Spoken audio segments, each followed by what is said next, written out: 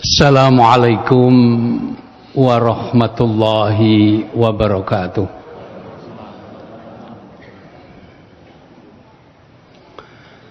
Innal hamdalillah alladzi nahmaduhu wa nasta'inuhu wa nastaghfiruh wa nastahdi wa natubu ilaihi wa na'udzu billahi min syururi anfusina wa min sayyiati a'malina may yahdihillahu fala mudilla lahu wa may yudlil fala hadiyalah. Asyhadu an la ilaha illallah wahdahu la syarikalah lahul mulku wa lahul hamdu wa huwa ala kulli syai'in qadir. Ikhwatil iman, usikum wa nafsiya bitaqwallah haitsu yaqulu Allah subhanahu wa ta'ala fi kitabihil karim, ya ayyuhalladzina amanu ittaqullaha haqqa tuqatih wa la tamutunna illa wa antum muslimun wa'tasimu bihablillahi jami'an wa la tafarraqu wadhkuru ni'matallahi 'alaikum idh kuntum a'da'an fa'alafa baina qulubikum fa asbahtum bi ni'mati ikhwana wa kuntum ala syafa khufratin minan nar fa anqadhakum minha kadzalika yubayyinullahu lakum ayati la'allakum tahtadun. Wa ba'du, jamaah yang dimuliakan Allah, mengawali liqa kita pagi hari ini, sejenak kita memusatkan hati dan pikiran kita.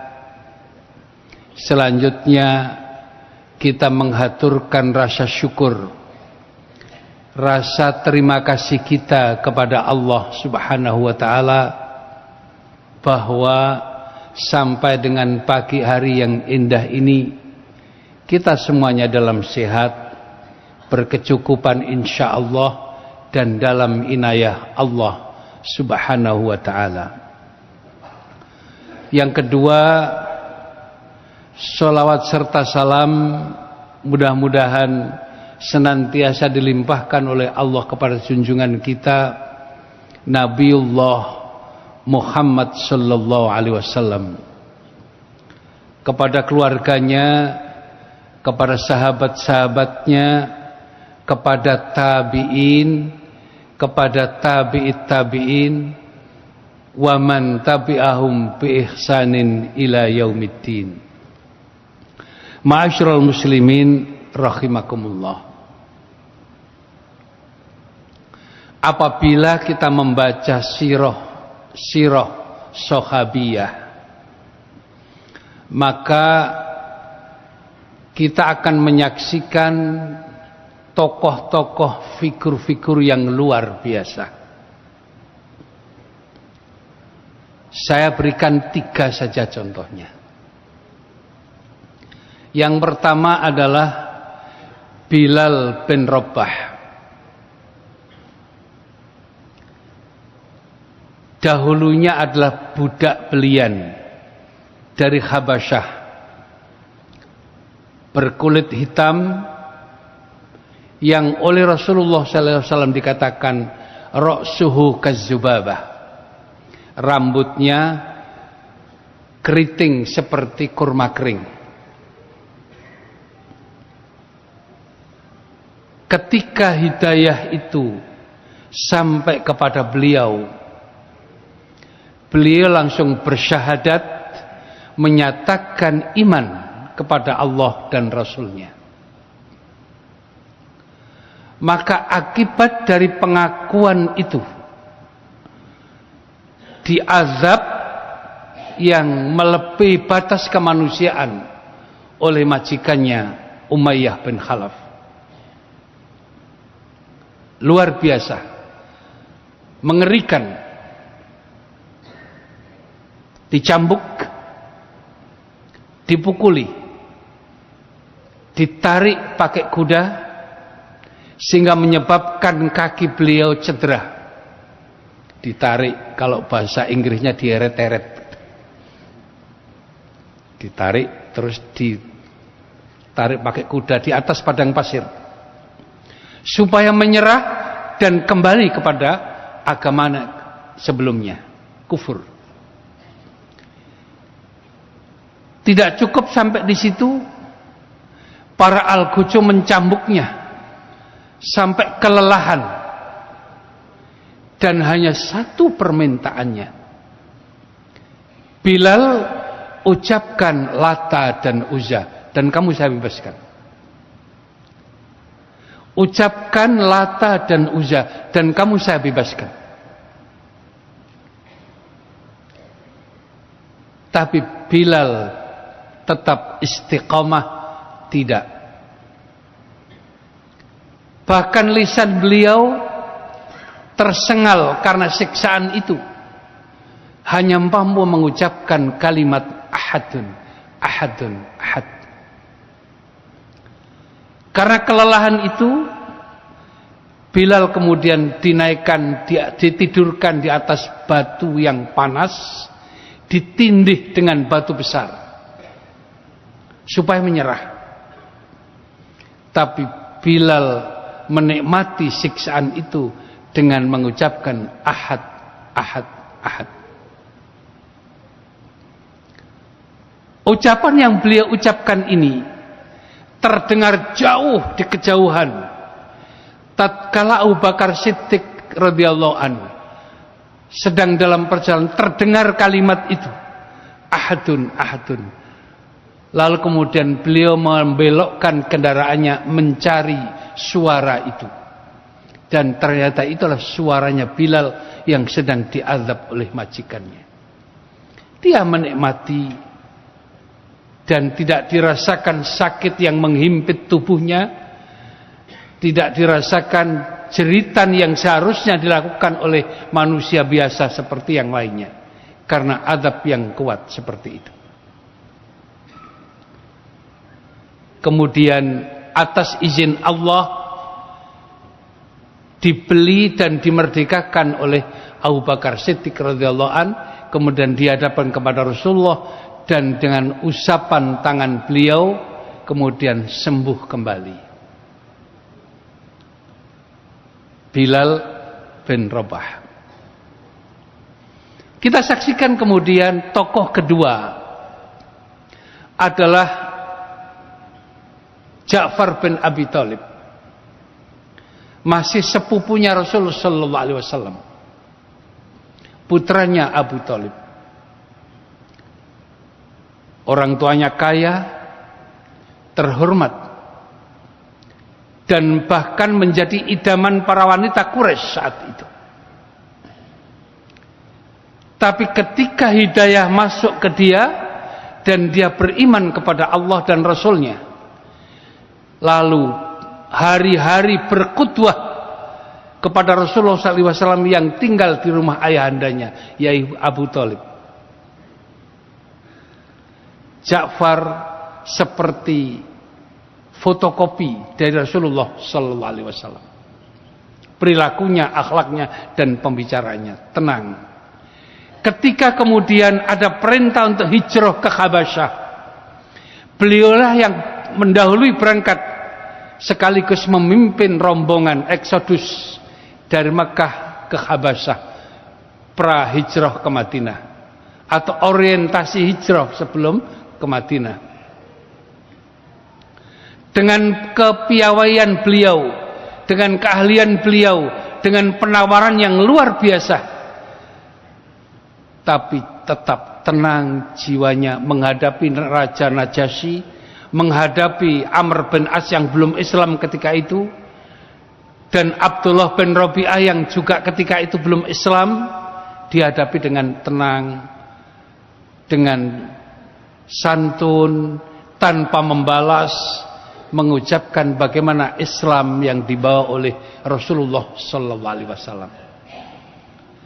Demi menyaksikan dan mendengarkan kesaksian Ja'far bin Abi Thalib, juru bicara rombongan yang hijrah ke Habasyah waktu itu, Najasyi langsung bersumpah, demi Allah, tidak akan saya serahkan orang ini kepada kalian. Silahkan tinggal di bumi kami dengan damai, walaupun Najasyi agamanya Kristen. Ketenangan dan kebahagiaan yang luar biasa. Tatkala kemudian Islam berkembang, Ja'far bin Abi Thalib menangis di hadapan Rasulullah sallallahu alaihi wasallam. Kenapa engkau menangis wahai Ja'far? Khalid Al-Khalil meriwayatkan bahwa beliau menangis, ya Rasulullah, izinkan saya ikut berperang. Teman-teman saya sudah semuanya dikabulkan dan menjadi syahid. Saya ingin syahid di medan perang ya Rasulullah. Kalau hijrah kemarin sudah saya ikuti dan saya ingin berhadapan dengan mereka dengan pedang-pedang saya. Jamaah yang dimuliakan Allah, ketika perang Mu'tah terjadi,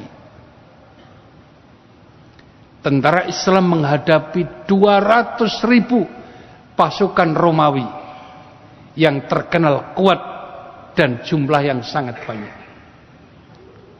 Rasulullah SAW dalam ekspedisi ini, ekspansi ini, untuk menunjukkan izul Islam wal muslimin, Rasulullah SAW berpesan, perang ini akan dipimpin oleh Zaid bin Harithah. Kemudian jika nanti dalam peperangan itu Zaid bin Harithah syahid, maka penggantinya adalah Ja'far bin Abi Thalib. Dan jika nanti Ja'far syahid, maka penggantinya adalah Abdullah bin Rawahah. 3 orang sekaligus yang ditunjuk oleh Rasulullah SAW. Walaupun beliau tidak mengisyaratkan apa-apa, tapi dari kebiasaan ini tidak pernah dilakukan oleh Rasulullah. Ketika mengirim pasukan harus 3 panglima sekaligus. Tapi beliau dengan mengatakan Zaid bin Harithah yang memimpin. Kalau Zaid bin Harithah syahid, nanti menggantikan adalah Ja'far bin Abi Thalib. Kalau Ja'far juga syahid, kemudian Abdullah bin Rawahah. Jamaah yang dimuliakan Allah, qadarullah dalam perang yang dahsyat itu, 200.000 pasukan Romawi, maka Zaid bin Harithah syahid. Dan liwat bendera Islam jangan sampai terjatuh karena beliau sudah syahid. Maka sebelum bendera itu jatuh, ditangkap oleh Ja'far bin Abi Thalib. Yang satu memegang bendera, yang satu memegang pedang dan perang. Maka dalam peperangan yang langsung itu, wajahun biwajin, hain bayahain, langsung berhadapan-hadapan. Ja'far maju melesat dan kemudian lompat dari kudanya sebagaimana diceritakan oleh Khalid Al-Khalid, dan kuda yang dilepaskan itu diambil oleh orang-orang Romawi, dan demi tidak ridho kudanya beliau diambil oleh Romawi, maka kudanya disabet dan dibunuh sekalian. Maka apa yang terjadi dalam peperangan yang dahsyat itu? Bendera liwa yang dipegang oleh Ja'far terjatuh karena tangannya terpotong. Sebelum bendera itu terjatuh, ditangkap dan terus dikibarkan. Lalu tangan sebelah terpotong lagi. Sebelum jatuh, kemudian dihimpit dengan leher dan bahunya. Peperangan tanpa senjata, demi menegakkan agar bendera liwa la ilaha illallah tidak terjatuh. Ketika kondisi seperti itu, kemudian dipungut oleh Abdullah bin Rawahah dan dikibarkan kembali bendera Islam itu. Dan saat tentara terdesak kocar-kacir, maka tampillah Saifullah, pedang Allah, yaitu Khalid bin Walid, yang menyelamatkan pasukan Islam saat itu. Kebahagiaan yang luar biasa di wajah Ja'far bin Abi Thalib ketika selesai perang dan Rasul melihat wajah mereka, beliau tersenyum dan dikelilingi oleh 27 bidadari. Allahu Akbar walillahil hamd. Saudara-saudara, contoh yang ketiga, Abdurrahman bin Auf radhiyallahu anhu, miliuner, sahabat yang paling kaya setelah Utsman bin Affan, yang dulu ketika hijrah dari Mekah ditinggalkan semua hartanya di Mekah demi menunaikan perintah Rasul sallallahu alaihi wasallam. Ditinggalkan rumahnya, ontanya, kambingnya dan pergi ke Madinah. Hijrah bersama Rasulullah sallallahu alaihi wasallam. Tapi karena keahlian beliau dalam berbisnis, ketika suatu saat saudara yang dipersaudarakan oleh Rasulullah SAW melihat murung sahabat saudaranya yang satu ini, Abdurrahman bin Auf, maka kemudian saudaranya mengatakan, wahai saudaraku Abdurrahman bin Auf, aku lihat setiap pagi kamu murung duduk sendiri dan sore hari duduk sendiri. Apakah karena kamu kesulitan dan sedih tidak punya istri? Wahai saudaraku, istriku ada 3 di sana. Silahkan kamu pilih yang kamu sukai. Nanti saya ceraikan dan kamu nikahi. Saya beri uang untuk membayar mas kawin itu, maharnya. Ada kira-kira kita seperti itu? Demi sahabatnya yang setia sampai mengorbankan seperti itu. Kok rasanya belum ketemu ya? Sekarang Gus, ambil istri saya ceraikan, terus kalau kamu suka ambil gitu. Kalau tidak, kalau mengangkat tangan, awas kamu ya, gue gamparin loh nanti. Tapi inilah kesetiaan, inilah kebahagiaan dari antara mereka. Lalu Abdurrahman bin Auf dengan mengatakan, bukan itu yang saya inginkan. Saudaraku, tolong antarkan besok saya ke pasar untuk melihat pasar. Begitu diantarkan jalan-jalan ke pasar, mungkin pasar Sidoarjo barangkali, lihat keliling sana keliling sini, sudah pulang. Saudaraku, pinjemi aku duit untuk berdagang besok. Kemudian duit bukan minta, dipinjemi untuk modal berdagang, berbisnis, dan atas izin Allah Abdurrahman bin Auf menjadi kaya raya, saudagar yang sukses karena muyul bisnisnya yang tajam. Lalu dengan hartanya yang banyak itu tidak segan-segan memberikannya kepada fakir miskin. Bahkan tatkala sudah uzur dan sakit, istrinya diceraikan demi untuk mengatakan supaya tidak mewarisi harta saya, biar harta itu semuanya untuk sabilillah. Tapi setelah itu terjadi, diceraikan. Kemudian Utsman bin Affan di zaman itu berijtihad, tidak dibenarkan seperti ini, mentalak istrinya supaya tidak mewarisi hartanya, itu tidak boleh. Kemudian oleh Utsman bin Affan tetap diberikan hak waris, karena niat menalak seperti itu tidak dibenarkan secara syar'i.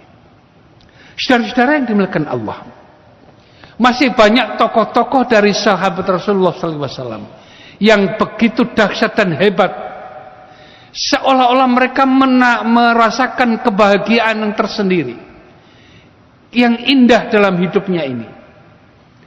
Dan jika kita melihat konsep ini dalam Islam, maka benar, karena Allah Subhanahu wa taala berfirman, "Dzuribat 'alaihimudz dzillah ainama thuqifu."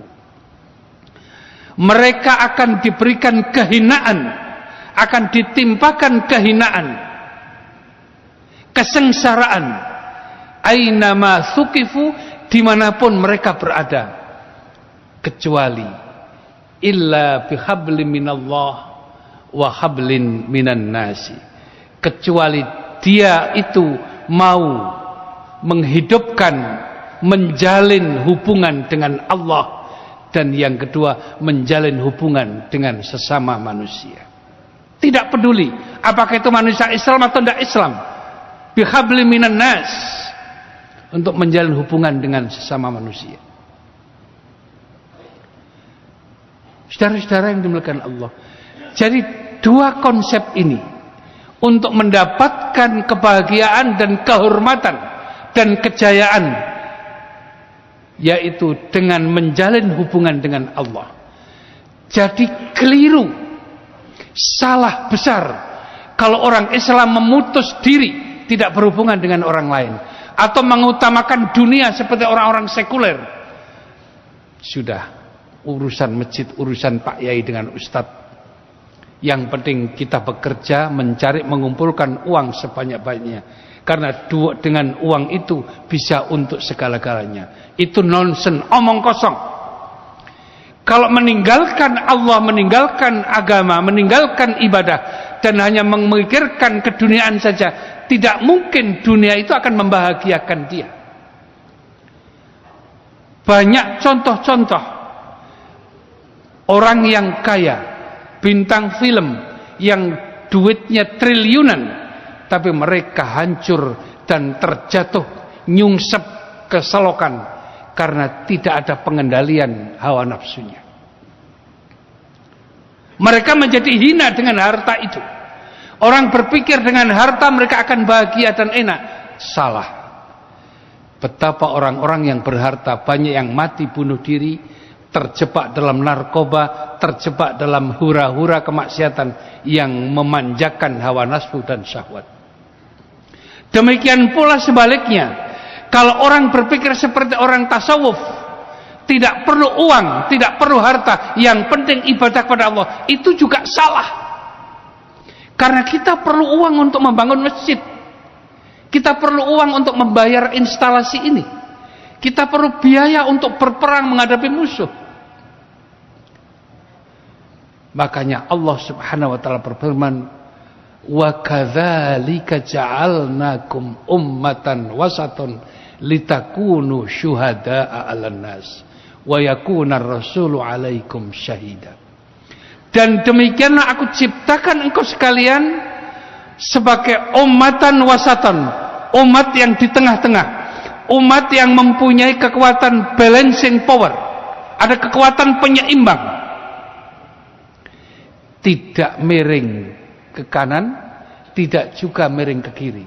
Tidak berat ke dunia, tidak juga berat ke akhirat. Tapi kedua-duanya seimbang.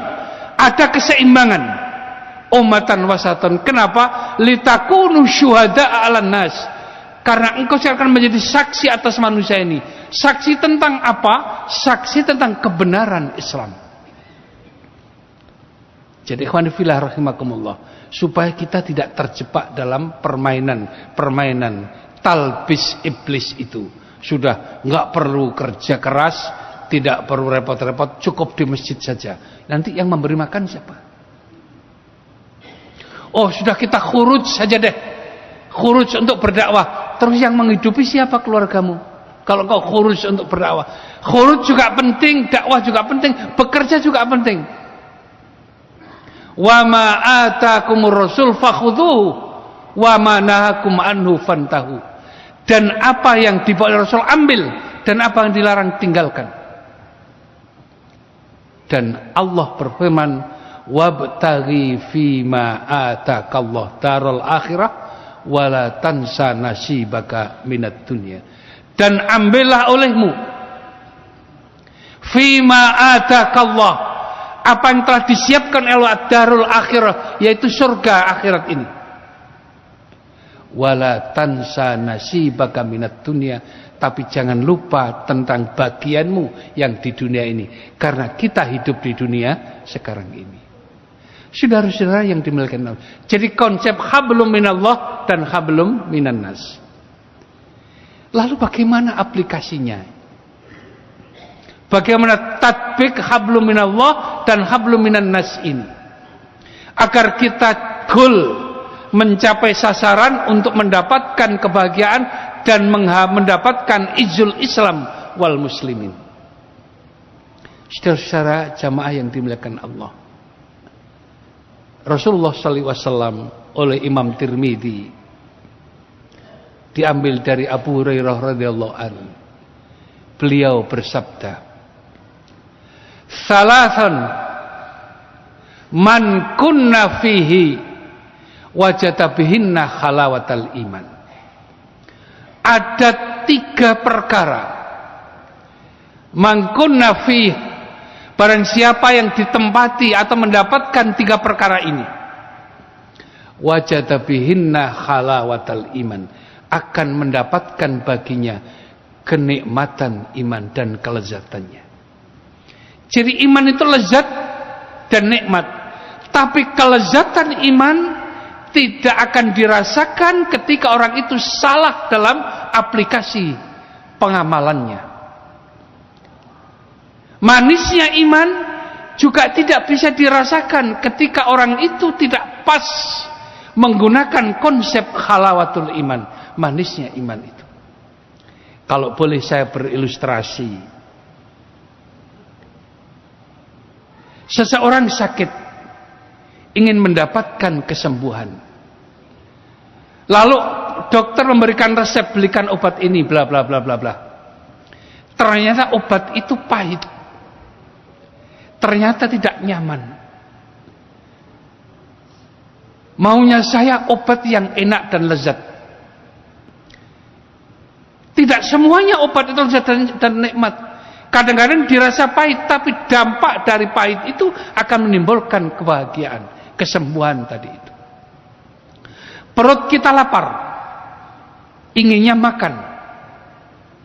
Kalau kita kemudian diberi makanan yang salah, bukan kenyang yang kita dapatkan, malah penyakit yang kita dapatkan.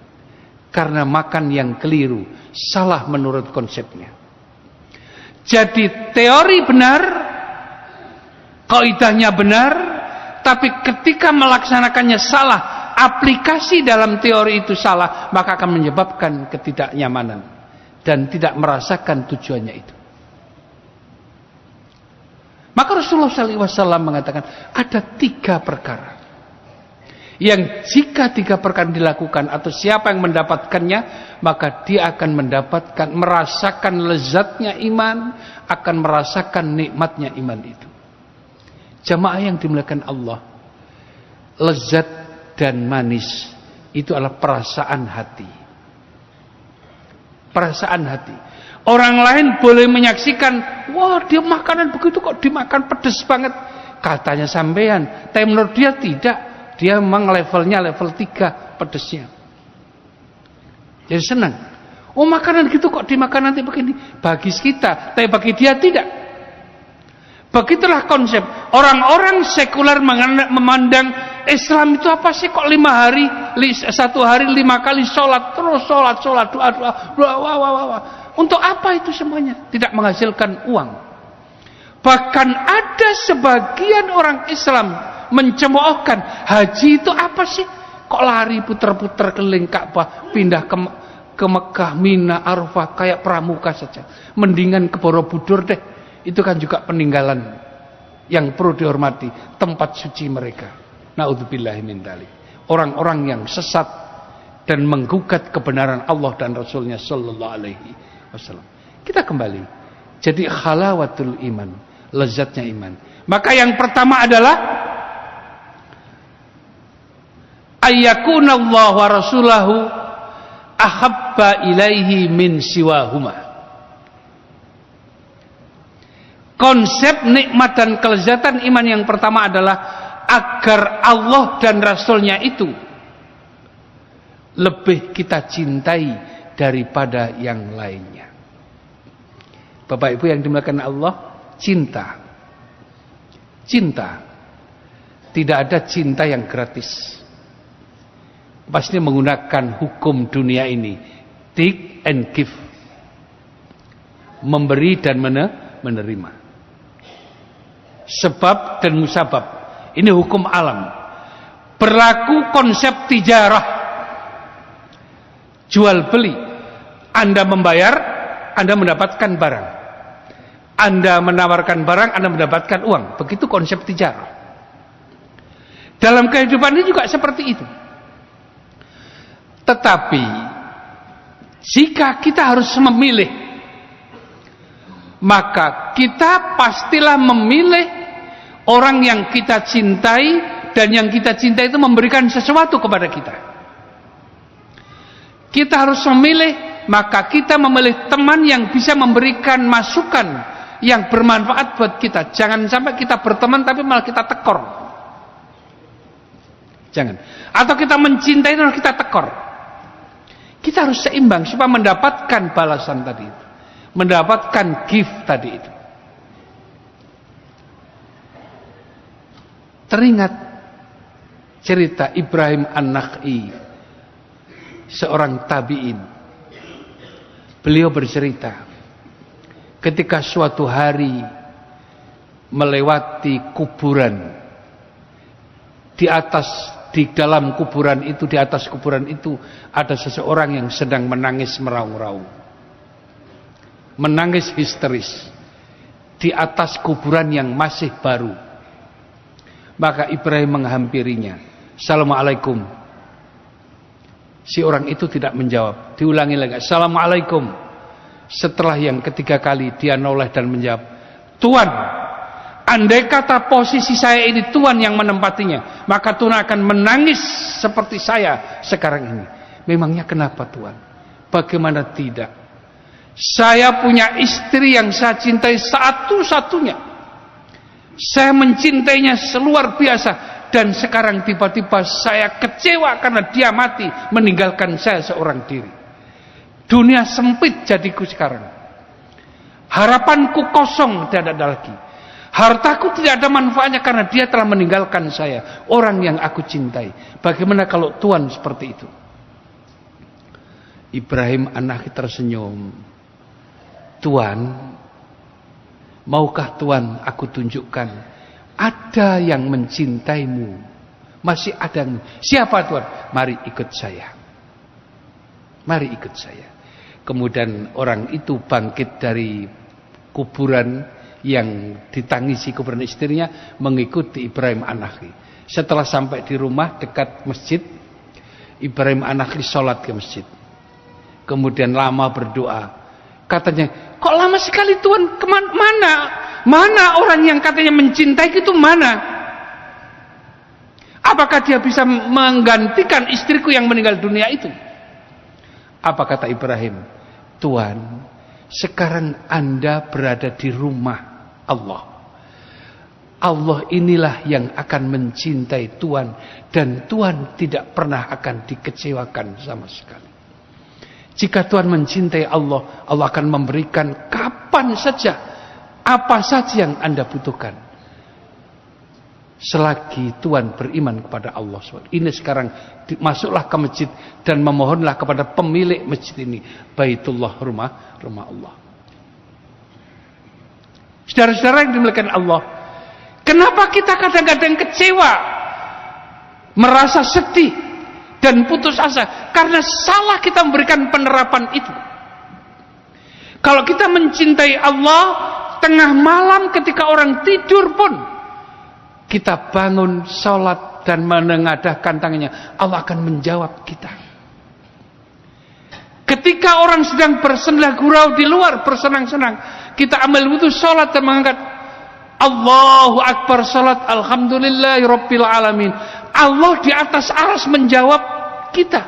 Ada munajat, komunikasi tanpa batas. Sekalipun Allah di atas arsy, ketika kita mengatakan Alhamdulillahi Rabbil Alamin, maka Allah menjawab Hamadani Abdi. Demikian pula tatkala kita mengatakan Iyyaka na'budu wa iyyaka nasta'in, Allah menjawab di atas arsy, Hadzali wa dzaka anta, ini untukku dan itu untuk kamu. Dijawab langsung oleh Allah Subhanahu wa taala. Maka cintailah Allah dan cintailah Rasulullah, maka kita tidak pernah akan dikecewakan sama sekali. Dan kita tinggal mengatakan, ya Allah aku butuh ini kok. Karena Allah memberikan kabar gembira kepada kita. Muhammad, wa idza sa'alaka ibadi anni fa inni qarib ujibu da'watad da'i idza da'ani. Aku akan mengijabai, mengabulkan doa, permintaan hambaku yang mau meminta kepadaku. Fal yastajibuli wal yu'minu bi la'allahum yarsyudun. Tapi persoalannya kalau begini, sering kita tidak sungguh-sungguh mencintai Allah, atau setengah-setengah saja. Maka jika seseorang dalam mencintai Allah dan Rasulnya setengah-setengah, itu namanya terjadi kesyirikan. Ada sekutu dalam hatinya. Bagaimana tidak? Bilal bin Rabah yang sedang sakit keras karena diadab itu, suaranya waktu itu belum ada handphone loh Pak Bu, belum ada handphone, tapi kedengaran oleh Abu Bakar Siddiq yang jauh di tengah padang pasir. Kedengaran. Bahkan ketika Umar bin Khattab mengirimkan pasukan ke luar negeri, kedengaran komando Umar di atas mimbar oleh pasukan itu. Siapa sekarang? Allah yang menyambungkannya. Lah ketika kita kemudian ambil wudhu dan salat, menengadahkan kedua tangan kita memohon kepada Allah, maka Allah akan menjawab. Allah akan menjawab permohonan kita, memberikan permintaan kita. Tidak ada yang ditolak. Ujibu da'watad da'i idza da'ani. Lah ini yang kadang-kadang yang jadi persoalan kita enggak serius. Maka Al-Qur'an memerintahkan wala tad'u min dunillahi ma la yanfa'uka wa la yadhurruk. Jangan engkau meminta kepada selain Allah yang selain Allah itu tidak ada manfaat dan madarat. Fa in fa'alta, jika engkau melakukan itu, fa innaka idzan minadz zalimin, maka sungguh kamu termasuk orang yang zalim, musyrik ketika itu, karena menyekutukan Allah Subhanahu wa taala. Ada perselingkuhan dalam hati kita terhadap Allah Subhanahu wa taala. Yang pertama, ayyakunallahu wa rasulahu ahabba ilaihi mimma siwahuma. Dan kalau kita mencintai Allah dengan setulus hati, kita mencintai Rasul dengan setulus hati, Rasul memberikan syafaat loh Pak Bu. Rasul memberikan syafaat dari kiamat. Rasul ikut mendoakan kepada kita. Bahkan Rasulullah SAW mengatakan bahwa sampai ikan-ikan di laut samudra yang dalam ikut mengaminkan doa kita. Dan Rasul mengaminkannya.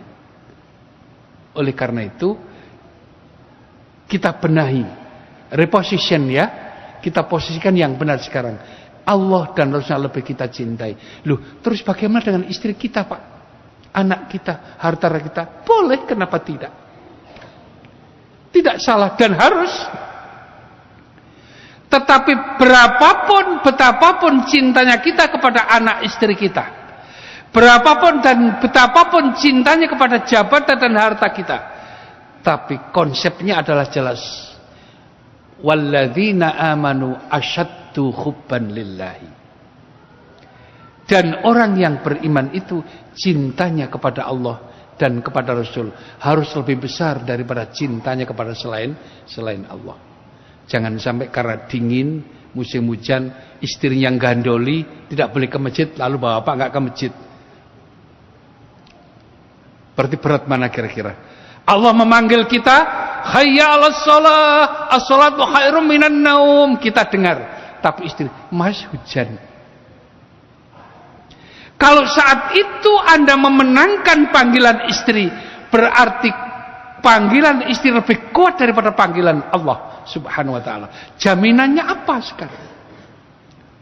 Istri tidak bisa memberikan jaminan apa-apa kecuali jaminan syahwat saja.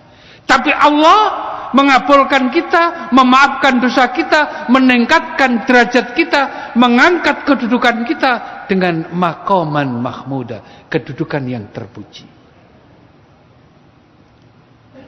Lalu dengan Rasulullah SAW, Rasul menjanjikan kok, membaca salawat Nabi akan diberikan syafaat. Siapa yang memberikan jaminan kita di hadapan Allah kelak ketika tidak ada apa-apa, tidak ada siapa-siapa yang mampu memberikannya kecuali Rasulullah SAW. orang yang diberikan hak memberikan syafaat kepada kita sekalian. Bacalah salawat Nabi, ikutilah sunnah Rasul, maka kita akan mendapatkan pembelaan dari Rasulullah sallallahu alaihi wasallam. Saudara-saudara, suatu hari Ahmad bin Hanbal meriwayatkan begini. Watitu an laqaitu ikhwani.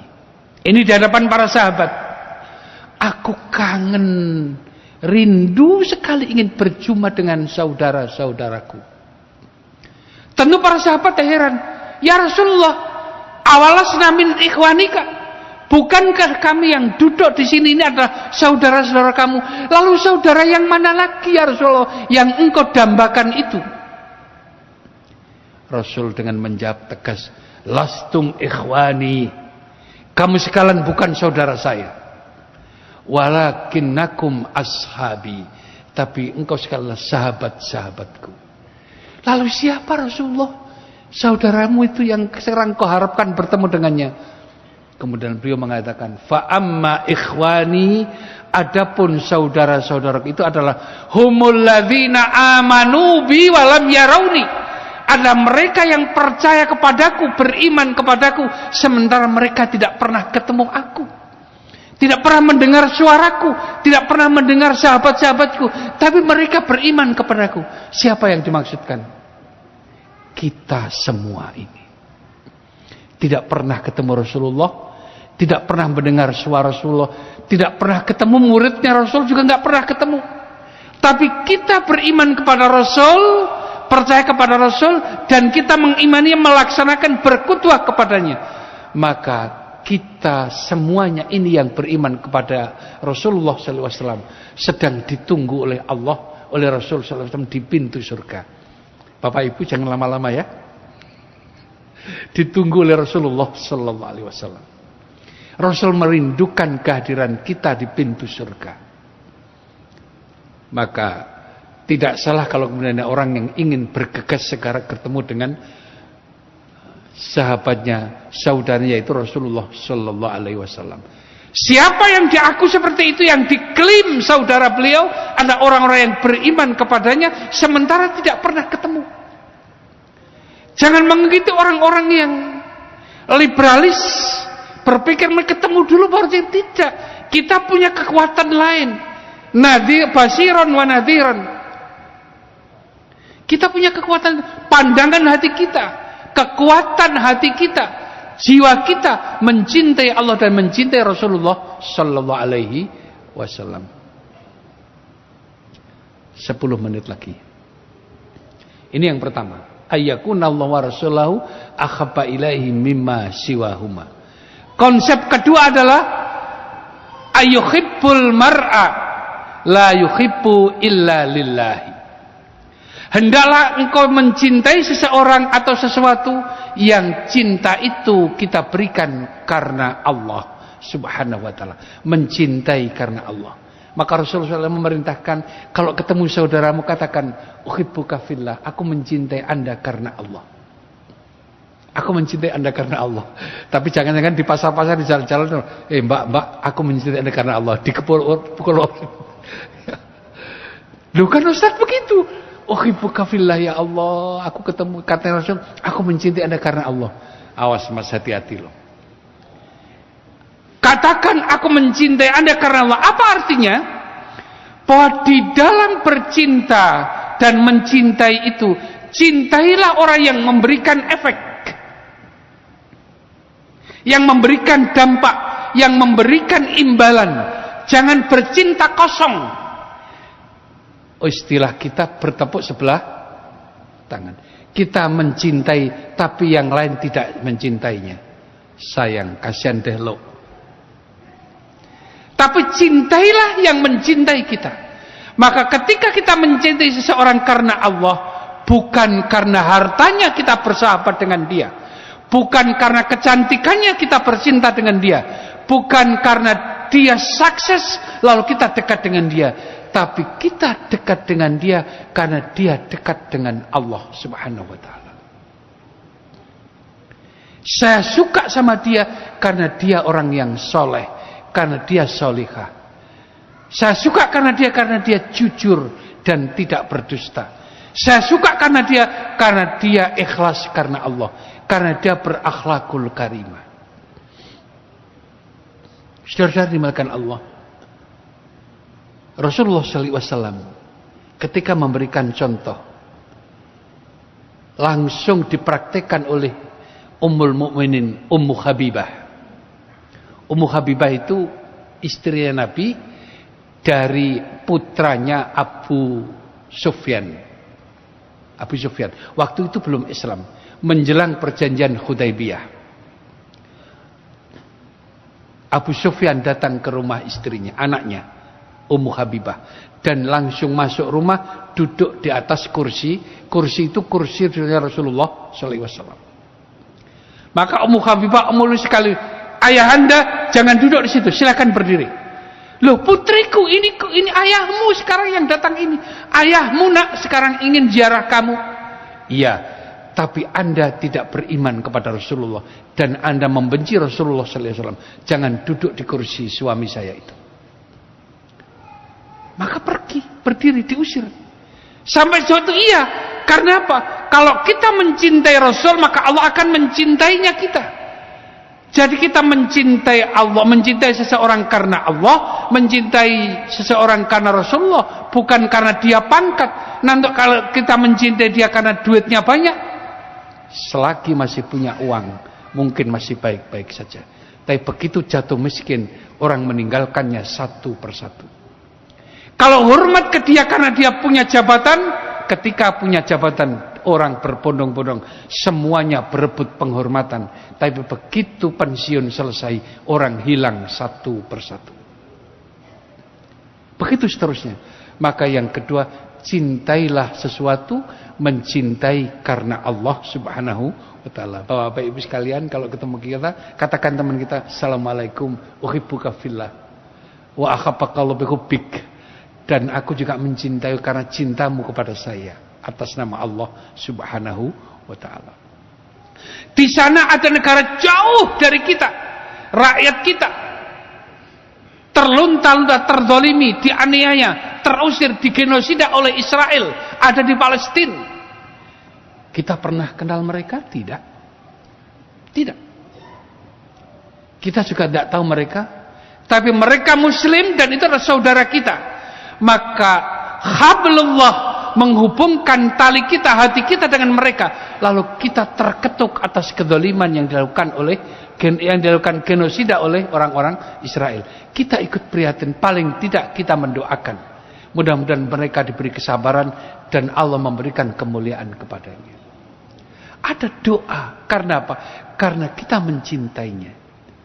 Demikian pula ketika kita berjalan di sana, lalu ada orang yang mungkin menurut pandangan mata kita miskin, pakaiannya lusuh, mungkin kakinya juga lusuh, terlihat tidak pernah dicuci, kumuh barangkali penglihatan kita, jangan-jangan hatinya mulia dan putih bersih. Maka standar kita dalam mencintai, cintailah karena Allah Subhanahu wa ta'ala. Cintailah karena Rasul sallallahu alaihi wasallam. Dengan itu kita akan memberikan imbalan, kita akan menerima pembalasan oleh Allah Subhanahu wa taala. Yang kedua, sebentar lagi. Yang ketiga, akhir ayyakroha, agar engkau membenci, ayyada'u ilal kuffar, kama akroha ida engkau minal fi jahannam. Engkau membenci ketika ada orang mengajak kita murtad, mengajak kita kepada agama mereka, tidak suka itu. Sudah, kalau Anda tidak beriman, silahkan, itu urusan Anda. Kalau Anda kufur, silahkan, itu urusan Anda dengan Allah. Tapi jangan mempengaruhi kami, jangan mengajak-ajak kami untuk ikut berkufur. Sebagaimana kita juga tidak suka kalau kita akan dilemparkan oleh Allah ke dalam api neraka. Membenci karena Allah dan suka karena Allah Subhanahu wa ta'ala. Jamaah yang dimuliakan Allah. Jadi kalau demikian, 3 perkara, maka kita akan merasakan indahnya iman, lezatnya iman ini, karena kita bekerja dan berjalan di atas kendali Allah Subhanahu wa taala. Yang pertama, Allah dan Rasulnya lebih kita cintai daripada yang lainnya. Katakan kepada anak-anak dan istri kita, sayang, anak-anak semuanya, saya adalah milik Allah. Dan ada saatnya nanti sewaktu-waktu saya diambil oleh Allah. Ikhlaskan itu. Karena Allah mengambil miliknya. Mungkin juga kamu akan diambil oleh Allah lebih dulu. Dan jika itu terjadi, maka saya pun ikhlas karena Allah mengambil miliknya. Aku sudah dipinjamkan sekian puluh tahun. Alhamdulillah. Dan mohon maaf kurang lebihnya. Silahkan. Ikhlas. Karena apa? Allah yang kenapa ikhlas? Karena yang punya memang Allah. Dan Islam mengajarkan kita inna lillahi. Sesungguhnya kita semuanya adalah milik Allah. Wa inna ilaihi. Dan sesungguhnya kepada Allah pula rojiun, kita akan kembali. Selesai. Tidak perlu kita menangis, meraung-raung, meratap-ratap. Harus bakar-bakar, merobek-robek baju, melukai. Karena apa?